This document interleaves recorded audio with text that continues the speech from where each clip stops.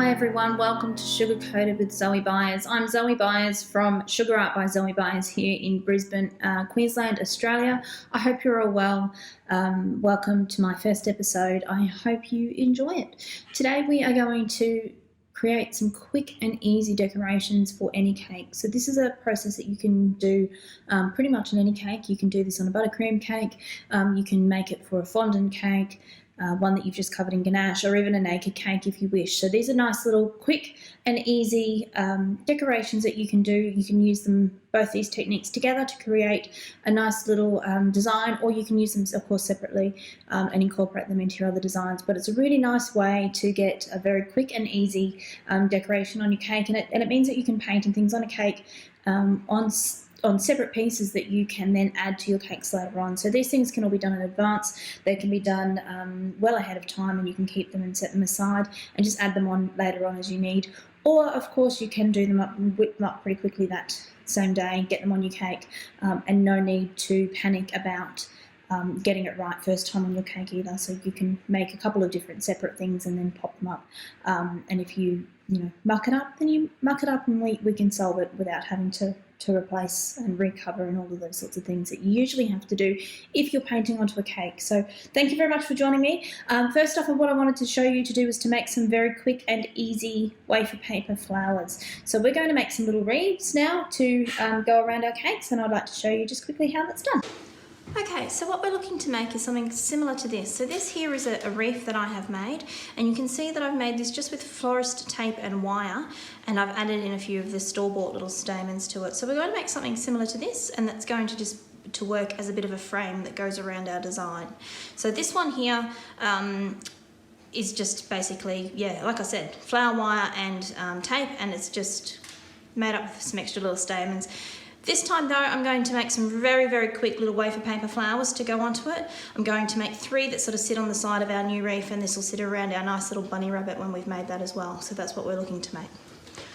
So first off, starting with the wafer paper. Now wafer paper comes in sheets like this. You can buy it in packets. Now this stuff here is standard thickness. I think you can see probably how thick that is. It's not very thick at all. It's a couple of mils, or 0.27 I think mils of it is, so it's just like a sheet of paper. You can of course buy wafer paper that's called wafer card, and it is much thicker. That stuff is great if you're making cutouts and you're wanting things to stand up on their own, but for flowers we're looking for a nice thin durable wafer paper. It can be quite brittle, so you can of course condition this with any number of wafer paper conditioners or shortening or anything like that. For this purpose, we want this to be nice and quick and easy, so we're not going to worry about conditioning it today. We're just going to use it as it is. Now, I am going to dust this with a little bit of colour later on.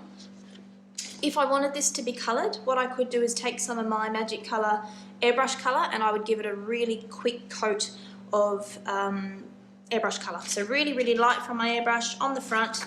Turn it over, do the back as well, and that would give you a nice quick colour.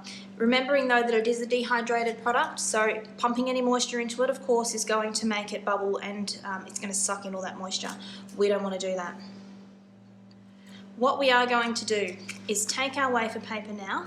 So we're just taking our wafer paper sheet, and now we can tap into all of our papercraft tools. So I've got some cutters here. These are just round circle cutters that I picked up from the local craft store. I'm going to use the big one today, but of course any size is fine. And all I'm going to do is cut out some petals. Now I'm going to be a bit cheeky and save some time as well, because of course this is a nice quick cake design, and I'm going to punch out a few of these at once. So we're just going to lay this up, punch out some circles. Right.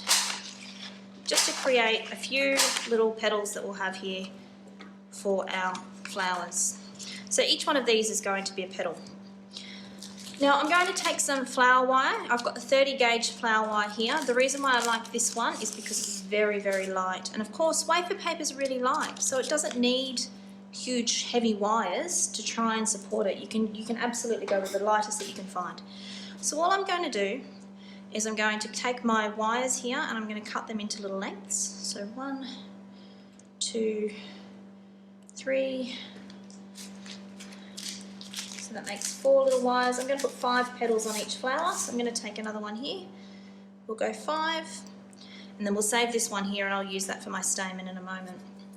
Now, I also want to take 5 little round circles. 1, 2, 3, 4, and 5, and we'll pop these ones to the side and they'll do with flowers in a moment. So with these, all I want to do is I want to layer them all up on top of each other, and I'm going to give them a little cut down the centre. So not all the way to the middle, just part of the way there. You can see that little slice there. So what this is going to do is it's going to create my petal shape. Now you can absolutely, if you wish, come in with your, like I said before, your wafer paper conditioners, give these a spray, give them a nice curl up. We're operating quick today, so we don't have time for that. What we're going to do is we're going to just make some really simple little petals. And all I'm going to do is use the heat and the force of my hand there, and on the back of just a normal average paintbrush, I'm just going to use that to curl around my paintbrush like that, and you can see that I've created a nice little curl in there like that. So we're just making little fantasy flowers. So I just want to take a nice little bit of water. I'm going to put water down on one side of this little cut that I've made, just a little bit. I don't want to ladle it up too much, remembering that it's dehydrated and I want it to stay that way. I'm going to take my wire, put it there, and then take this other piece here over the top of that and hold that firm. So the water there is going to be enough. That tiny little bit of water is going to be enough just to hold it all together, to hold the wire in place and to seize those 2 pieces of wafer paper together. And I've got myself a nice little wide petal. Now it's at this point you can come in here further and you can shape this petal out a little bit more. So we might want to curl it this way a little bit more, curl it this way a little bit more. You can actually take your water too if you want and put some water around the very edge of that petal, and as that sucks in that water, that's going to give it a nice little crinkly appearance as well. So we'll pop that one to the side and we'll do the next one as well. So we've got the little slit. Now it doesn't really matter what side of the wafer paper you use. You'll see here that one has got a nice little textured side and one is completely smooth. It doesn't really matter which you use. The only difference is with the when you're dusting later on or when you want it to absorb colour, remembering that that rough side is got a greater surface area than the other side, so that's going to pick up all of the little bits of details like your veins in your flowers would. It's going to pick up all of that extra detail and all of that colour. So if you don't want that to happen, then of course you dust to the other side. If you want it to be heavy on the colour, then certainly go with that textured side. Alright, so we've got our little wire on the side of that slit again, and I'm just taking it over and I'm going to just hold that for a moment. And then we've got another little cupped petal there as well. So of course if you didn't want these to be quite so round, you could hand cut these petals. I will upload some templates as well that you can use with, that'll give you a much nicer sort of, oh, ripped it there, that's okay. Gives it a bit more of a natural sort of feel, but I'm looking for something that's fairly stylised here. So I'm okay with just those big cup type petals. All right, we'll take another one here and we'll just repeat this process over and over again until we've done all of our petals, and then we can pop them all together.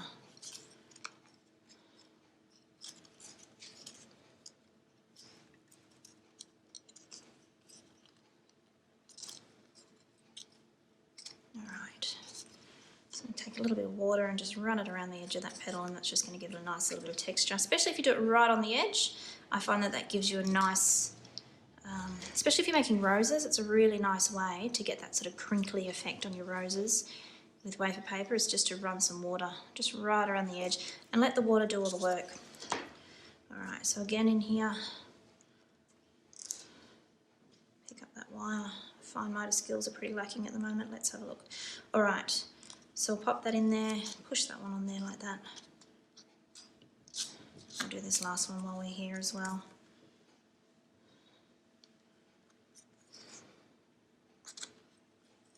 Okay, so I'm just going to give these ones a little bit of a shape. My wafer paper's cracking a little bit, it's a little bit dry, but that's alright. All things in nature aren't beautiful and symmetrical. So, and these are of course just a fantasy flower just to fill up a little gap on the front of the wreath. Alright, so we've got our little petals here, we'll pop them to the side. What we are going to do is take some little stamens, and I want some little stamens to be in the centre of this flower. You could of course make a centre out of some fondant, some gum paste, whatever you've got. Certainly leave it out even if you didn't want to put a stamen in there, but I have got some of these stamens here which are a really great colour. They're a really beautiful pink, which of course is a fantastic colour if ever you're looking for one. And what we're going to do is make a little statement out of these. So all I'm going to do is I'm going to take my wire here, if I can pick it up with my dodgy hands. I'm going to cut that because it's a little bit long for what I'm after. Alright, so what I'm going to do is I'm going to actually double these over this way. And what I want to do is I want to feed my wire. I'm going to make a little loop in my wire. So you can see I've got a little loop in my wire there. And I'm going to feed those stamens through. Hold them up there. So pinch them together, and then all I'm going to do to secure them here at the base is twist that wire. Now that's going to hold all my stamens there together. Now if you didn't want them to be quite as floppy and flipsy as that, then the way that I do it is I bring my little wire up here and I just wrap it around the base a couple of times.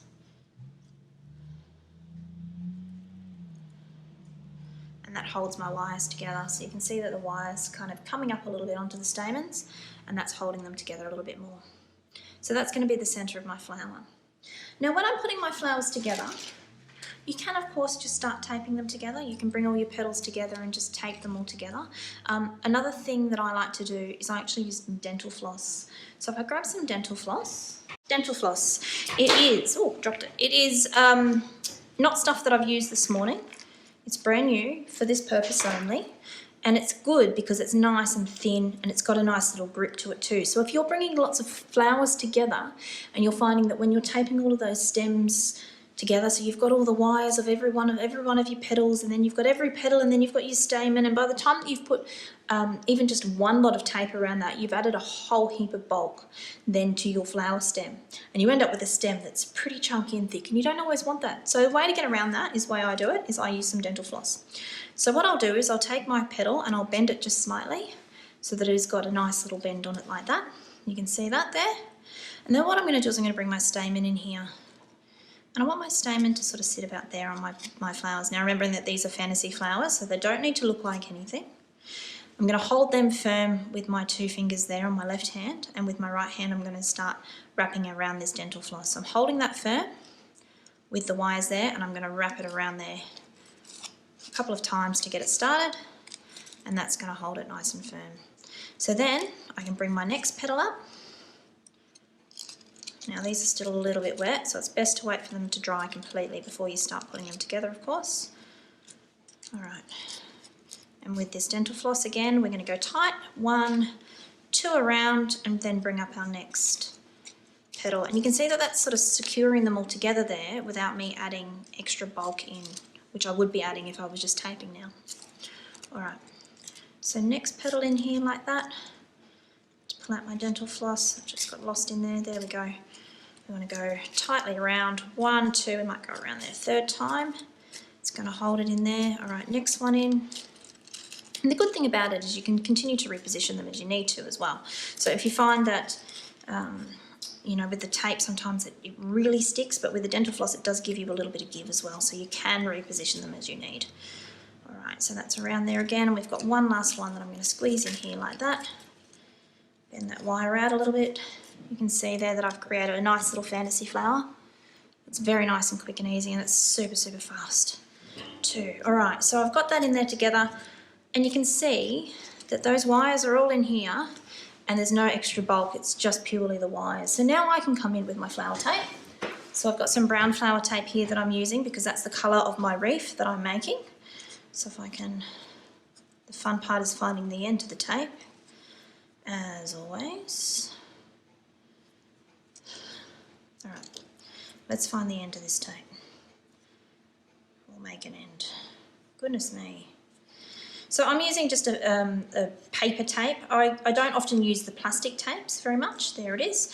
I much prefer these paper tapes. They've got a little bit more give and stretch to them. And usually what I do is I wrap that tape just around my fingers a couple of times like that. If you've got a tape shredder or a cutter, then absolutely use that. But what I like to do is just bring them together like that, take my scissors and then just slice it down the middle. And that then means that I've just got a nice thin piece of tape. And again, I'm not adding a huge amount of bulk where I don't need to. Alright. So I'll take you through and I'll just wire up this little flower, and then I will go ahead and make some more. Alright, so we've got our little flower there. what I'm going to do is hold that firm again with one hand, taking my flower tape, and holding that there as well. I'm going to just get that started with that hand, just to give it something to grip onto. And then as I'm holding it there, I'm going to just spin it around and wire this up so that you don't see any of those wires. I don't want to see those wires up there. I want to see just flower, and I don't want to see wires. So that's going to secure it all in there again as well, make it all hold in there nice and firm, but also hide all of the workings behind. And I do this, this process with wafer paper flowers, as I do with sugar flowers as well. Of course, with sugar flowers, you need to be a little bit more careful with them and not quite as rough as I tend to be, as I am, especially with wafer paper flowers, where I can give them a bit more of a bashing and then it not be such an issue. All right.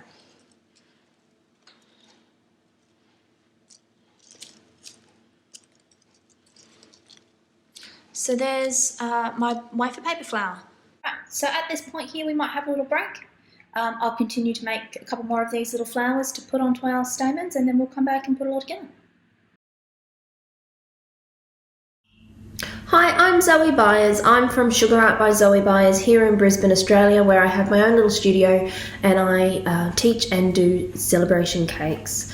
Over the next few weeks I get to sugarcoat some things for you, and I'm very excited to be coming and showing you some sculpting and also some cake painting skills, which are two of my most favourite things.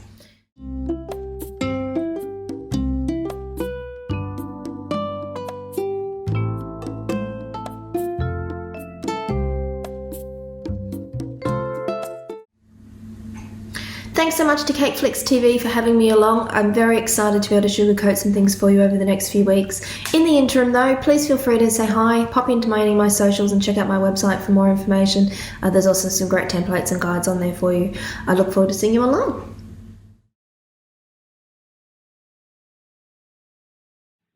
Welcome back. While you were gone, I have continued on and made another two little flowers. So I've used my smaller cutter this time, and I have used the exact same process and made two smaller flowers. So I have one large flower and two small flowers there that we can attach to our wreath at the end. So I'm going to go ahead now and show you how I make my little wreaths. Now these are, of course, non-edible. They are made from wire and flower tape. They are really great as little ornaments on your cakes. Of course, don't eat them. Let people know that they're not made of edible things, and they're not for eating. Please don't eat them. Right, so what I'm going to use is, I always like to start, whether I'm making a wreath or whether I'm making an elevated sugar flower or a wafer paper flower arrangement, I always start with a nice strong wire as the base. So I always start with an 18 gauge. It doesn't really matter what colour it is. It can be white or green or whatever you like. I've just got what I've got on here on hand, and I've got these beautiful ones from Loyal. So these are nice and strong. So all I'm going to do is then go back to my brown tape that I have used previously, so the same colour as the stems on my flowers, because I do want it to all look like it's one piece. And then all I'm going to do is start with the tape up one end, and I'm going to cover that wire in tape. Now, if you have got wires the same colour as the tape that you've used for your flowers, all well and good. You don't need to wire them all up, I suppose. I quite like the look of the tape, and I often will do it as I have on this one here. Textured. It's not all even. So the inconsistencies and the roughness of it actually add to it in the end. So anything that I can be pretty rough and in fairly, imprecise, then the better. Alright, so I've got my nice strong wire here. This is the 18, and all I'm going to do is just to shape that around to the base shape of my wreath. So if you wanted this to be a beautiful, perfect circle, by all means, go and get yourself a cake board and wrap it around that cake board and use that as your guide to get it nice and round. I'm just wanting it to be of a horseshoe sort of shape. It's only going to go on a small cake, so something that size is about right. And of course, being flower wire, you can manipulate this as you need. So you can stretch it and bend it and do whatever you need as you need later on. So once it's placed on the cake, you can still manipulate it, nor then nothing is set in concrete. You don't need to panic about it at this stage.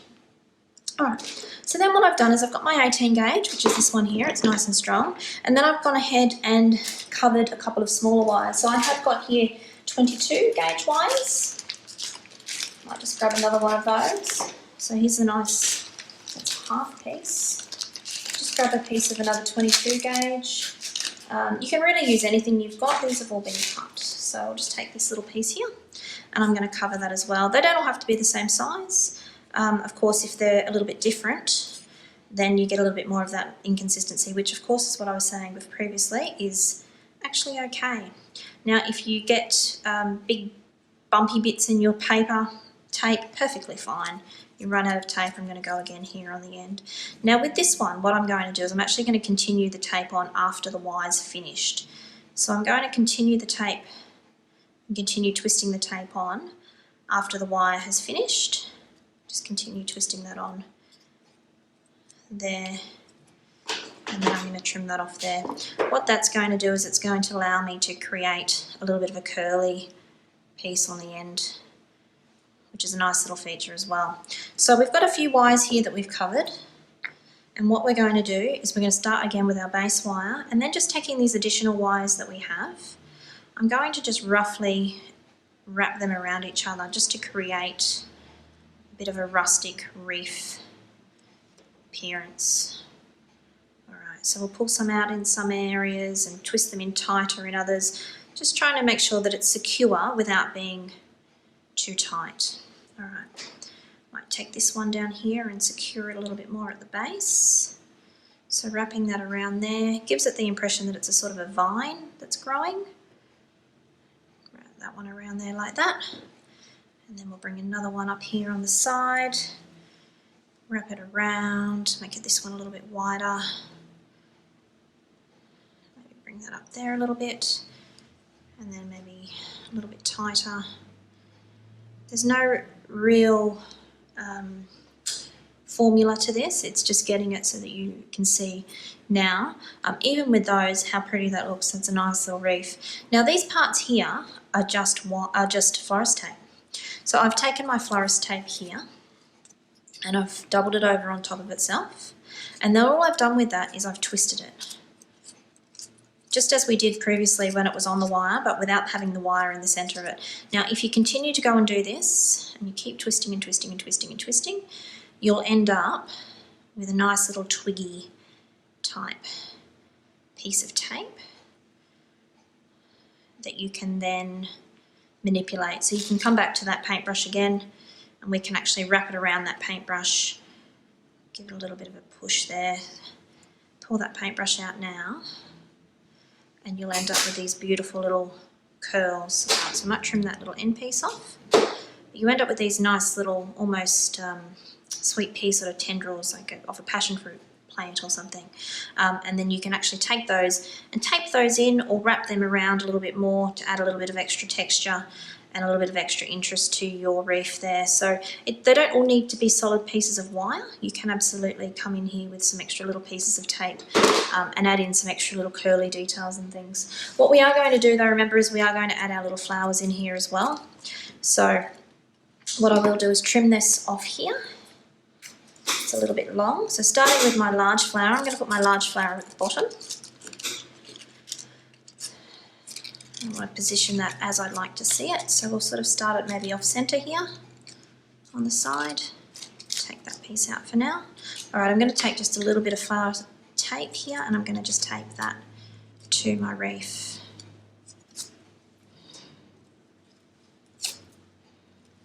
Alright, so that's going to attach my first little flower in there, which of course I can still reposition and play with and all of that because it's just wafer paper, so I can manipulate that as I need. Alright, so then I'm going to take my next one, work out where I'd like that to be placed, perhaps up a little bit higher over here. And we'll use that same piece of tape to secure that on. Again, it doesn't have to be neat and tidy, but I will cut those extra little wires off there. Wrap this around here like that. Alright, and then we'll add this other little one here. I think that should go right here in the middle as well. So we'll add this one in here as well. I'll tuck that little wire in here. There's no formula, it's just about what is secure on here, and I'm going to just secure that on again with that same piece of tape and wrap it around here until that tape is finished, because I don't want to see the end of it. Alright, So we've got our little flowers then attached to our wreath. Push this one in there a little bit more. And then it's just a matter of playing with some of these. What I would do now is take a few extra little pieces like this and just break this space up here between these flowers just to give it a little bit of extra detail in here. And then once you've done that, your wreath is done. And you can pop that aside and we'll attach that to our cake after we've done our painting feature. We'll have another little break and then after that we'll get painting. See you soon.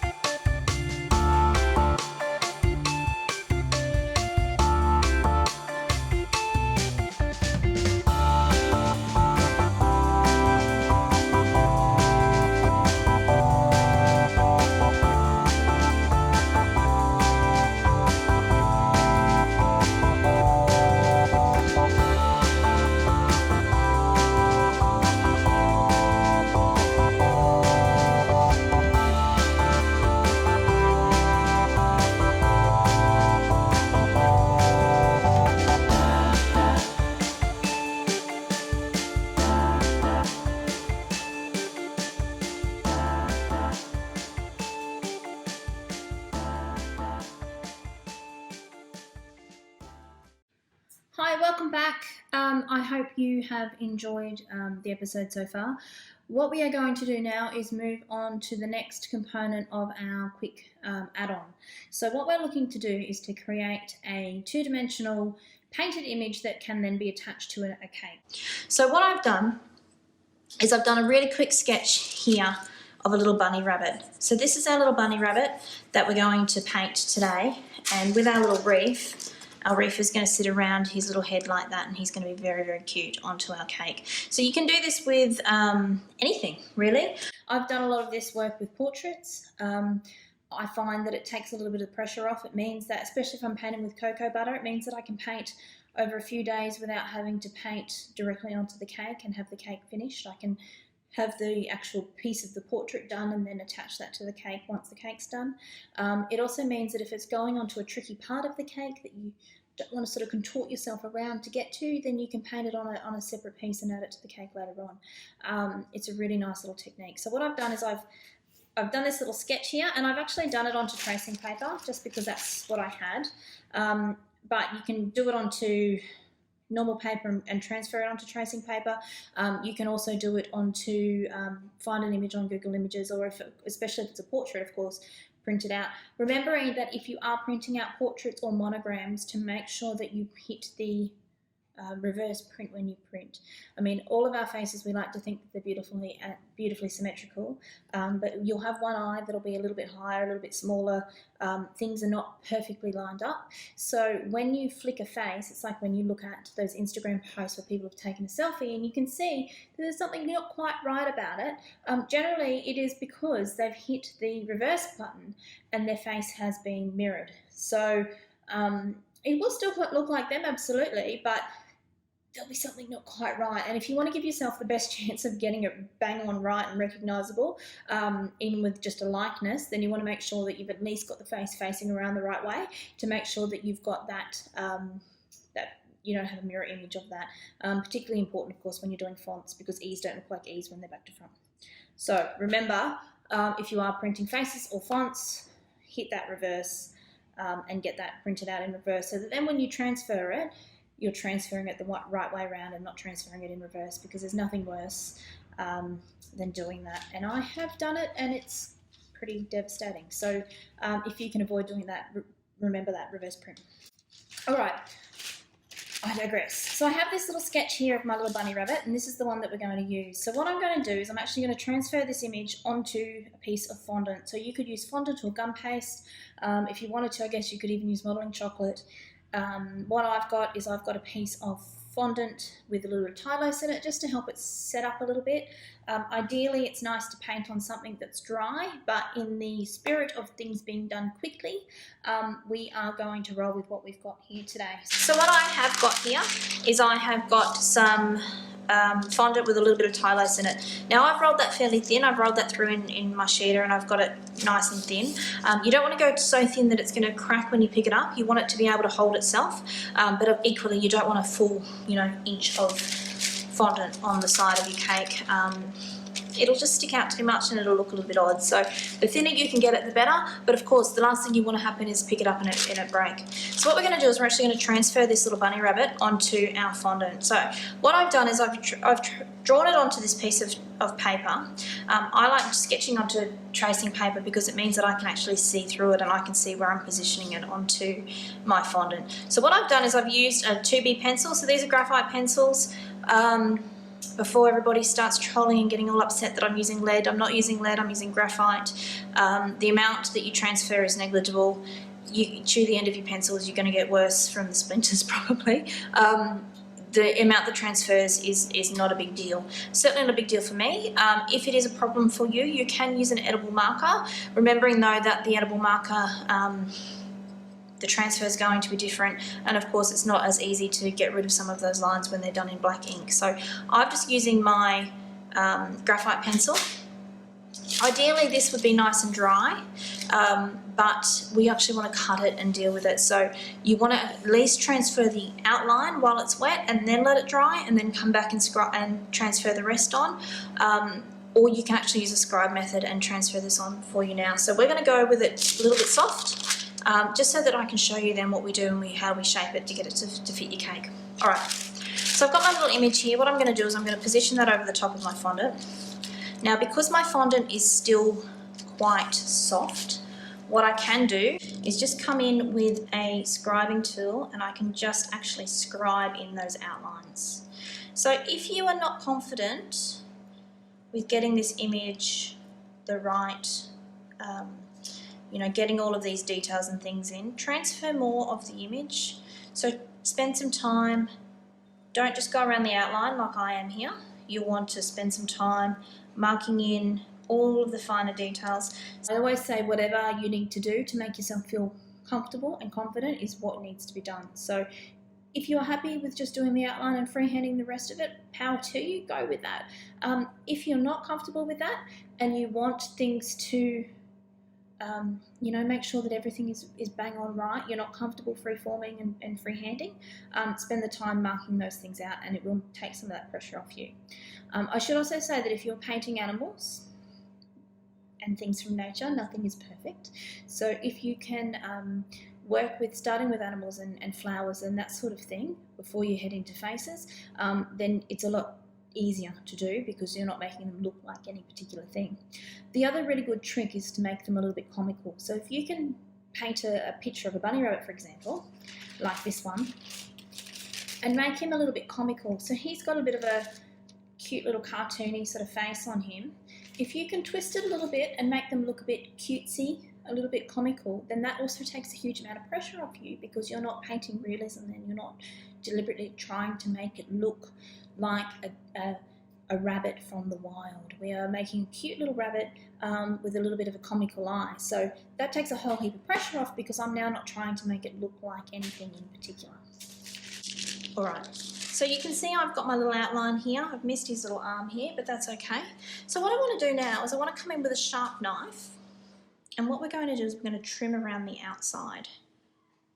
So we're going to come all the way around, making sure you've got a nice sharp knife for this. You don't want to drag it and pull at your fondant too much. Now if you are cutting fondant like this and you find that it is dragging, I find a really nice little trick is to use some of that chocolate cool spray that you can get around the place now. Give your fondant a nice little spray of that and that will actually freeze that top layer of fondant and will help you cut and get you nice straight edges. With this design so much it doesn't matter, because he can be a bit of a shaggy bunny and I'm okay with that. Right, I'm actually going to deliberately tear at that bit there and we'll bring around his tail and we'll just be a bit rougher. around here. So what we want to do is make sure you've cut out that image like that, and we've got our cute little bunny shape there. I'll just trim him off a little bit flatter at the bottom there, ready to go onto that cake. All right, so now if you are doing this ahead of time, you will want this to be curved. Now if you're adding this little flat design to a round shape, so you're thinking about you've got something flat being stuck on something round, that's not always going to work. So you've got this space here. It's nice to have something curved sit on something curved. What that's going to do is it's going to mean that it follows the curves and the contours of the cake, but it also means it's going to reduce the risk of it breaking because it's actually secured to the edge of your cake rather than just being flat stuck up against it, and then that only that section there is attached, whereas if it's curved, it's much more secure on that cake. The issue though is that I don't want to put this onto my cake at this point. I want to work on it here, build on it here, and then add it to my cake once I'm finished. So a way that I've found that this is to do this is to find a dummy the same size as your cake. So if you're working with a 6-inch cake, find yourself a 6-inch dummy, and then what you actually do, and what I do, is I take another dummy, another piece of foam. You can see this one's been set up from previously. I secure my base, so I'm working on this dummy. I secure it there so it's not going to roll around. Then what I'll do, I'll take this little guy off here for the minute, is I'll take a piece of baking paper and I will secure that around the outside. Now I'll either pin that on there or I'll tape it all the way around, and then I'll actually lay my piece on the top and I'll paint it and let it dry in that shape. Now when it dries in that curve, that means when it's dry, I can take it straight off there. It's already got that beautiful curve of the cake, and I can pop it and it'll fit perfectly onto the shape of the cake that I'm using. So just remember to use the same size dummy as the same size cake, and that will then mean that you've already got the curve in it. It's already going to be nice and secure when you put it onto the cake. It's going to fit just like a glove and slide up onto the side of that cake. So that's what I do, and I will often paint them, and you'll see pictures of me actually doing that where I'll paint them and set them up onto a dummy like this and paint it. For today's purposes though, we are working with fairly wet fondant, and I'm going to just paint this and pop this straight onto my cake. So I'm not going to set it up onto the dummy, but I am going to show you now how to paint this little baby. So what we'll do is we'll have a quick break and then we'll come back and I will paint this one up for you and we'll put it all together. See you soon.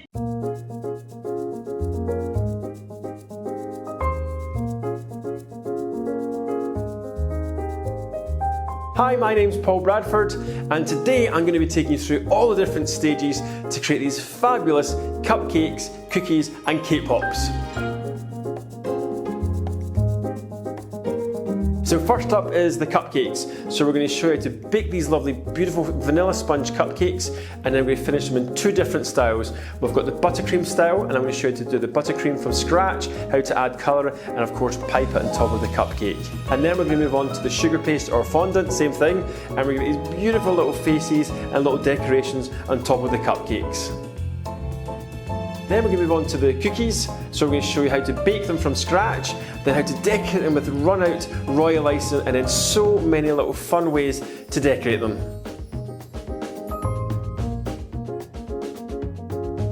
And then the last thing are these beautiful cake pops. They're so fun, and you can see here we've got the more children's style fun ones, and over here we've got the posh ones for the posh people who want to have some champagne and a wee cheeky bit of cake.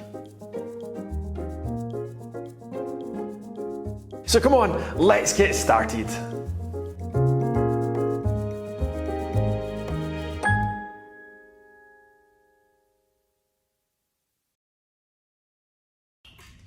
Welcome back. We have Got our final little section of our episode to go, where we are going to do some quick painting with some rose spirit and pop all of our and bring it all together at the end. So what I've done, as you'll remember before, is I have painted, transferred my little image here of my rabbit, and what we're going to do is we're going to very, very quickly just paint this one in. Now I'm going to keep the colour level on this and the detail pretty low. I want it to be a fairly quick cake. I don't want to spend an hour here, and I certainly could if you wanted to, spend an hour here painting. I want to get some of this detail in, focus on the eye, throw a little bit of colour in him, and then get him on the cake as quickly as I can, remembering that this is a nice quick demonstration and a nice quick design.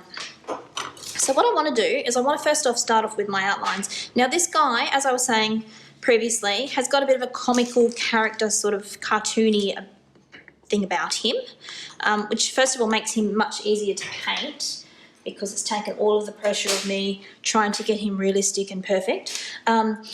So what I'm going to do is I'm going to rely on the big black outline around him, and I'm going to focus on my outlines first. So if you are painting something that allows you to have a black outline, certainly start with that. I always start with that first because that gives me then the guides of where I can paint and where I know where I can paint to. If you are painting, of course, something that is a little bit more realistic, then I try and get away from those solid black lines because in real life we don't have them around us. All right, so what I've done is I've popped a little bit of some black coal magic colour dust. So this is just your normal petal dust, the stuff that you can, you know, dust your petals and whatnot with. And I've mixed it with a little bit of rose spirit. So what I'm going to do is I'm going to take the opportunity with a bigger brush here, and I'm going to come around and paint the outline of this guy here. So I'm going to come around and very roughly paint the outline around him because of course he is a bit of a cartoon character, so we're coming around with that black outline. And you can see here that it's actually going to mean that there's no edge on that fondant as well. So I'm going to paint all the way around the edge, and that's going to cover up. Now usually when I'm painting these things I do prefer of course to paint with cocoa butter. It is my medium of choice, but because I want this to dry and I want it done quick, I'm painting with the rose spirit, so I know that by the time that I have finished painting it's going to be done and it's going to be dry and I'm going to be able to pop it straight onto my cake. Alright, so I've gone all the way around the edge there with that black line. I'm not going to worry about one across the bottom there, and I've given him, come down here a little bit more, a bit of an outline there, so it's nice and rough. We want him to look a little bit rough and ready. Alright, so I'm going to switch now to a smaller paintbrush, and I'm still going to stick with my black, and I'm going to continue on with these outlines. So I'm going to just follow those lines that I traced onto him before. You can always refer back to your original. It's always a good thing to do is to have that nearby. Remembering though that if you have printed it in reverse, to remember to look at the original the right way around, because there's nothing worse than trying to paint in reverse and try to take it from a mirror image. Alright, so we've got some detail just roughly in here. We've got his little cute little nose in here, we want to give him that. And a little bit of a mouth in there as well. Alright, and of course his eye, we want to make sure that he's got a nice big eye. Now when I'm painting eyes, you need to resist the urge to just colour it all in solid. What I always do is I always mark off a section within the eye. Then the rest of this you can paint in solid. You can go for gold down here. Paint all that in solid. Alright, so this section of the eye here, I'm going to section out again. You could very well leave it as the reflection like that. And you can see even in what my eyes here with my light, I have a reflection in my eye. So if you're making characters, if you're making figurines, if you're making, you're painting figures, if you give them flat, one colour solid eyes, especially if they're black, they kind of look like they're dead. So we want to not make our bunny look like he's dead inside. We want to give him a little bit of life in him, and to do that I'm going to give him a little bit of a reflection in his eye.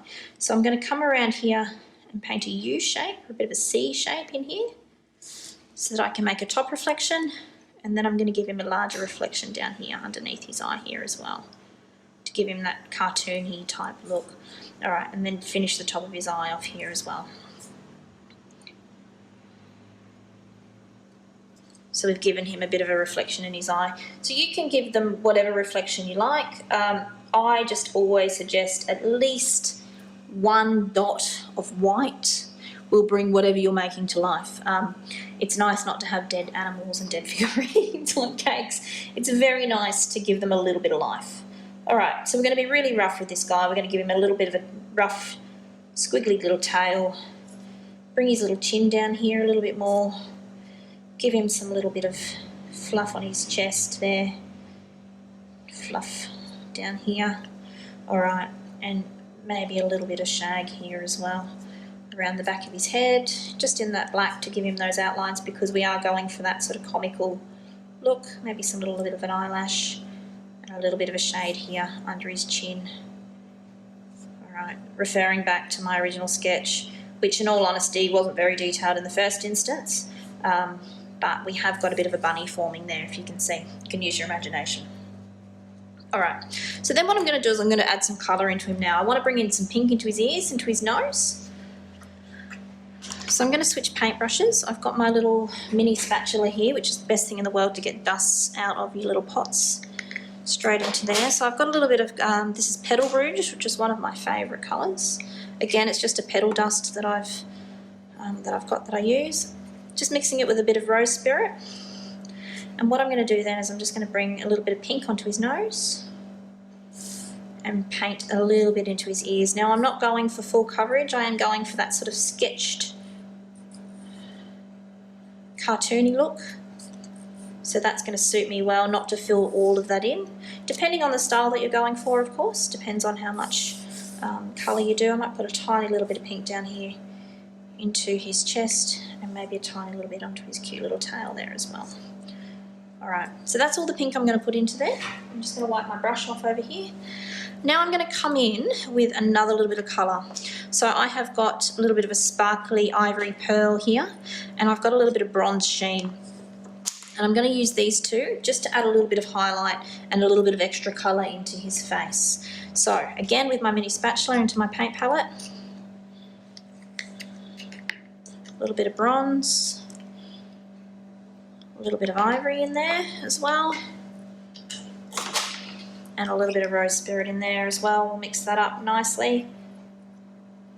Alright. Okay, so in here with the lighter colour first, I'm going to just mix that around with my paintbrush a little bit. Alright, so I'm going to just put a little bit of colour just around where the highlights would be. So down here along his ear, just a little bit. Maybe a little bit up on this ear, tiny little bit here as well. Bit onto his top of his face, down onto this cheek. Just to add a little bit of extra colour so that he's not totally white against my cake. Alright, a little bit on his chest, follow that down here around the base, and a little bit onto his paw there, and of course a bit over here as well. Alright, so I'm going to just take a little bit of bronze now, mix that in with a little bit of the pearl, and just with a little bit of bronze, I'm just going to edge those highlights, just to give them a little bit of extra oomph, but also to help blend them out a little bit so they're not quite so stuck up against that black line there.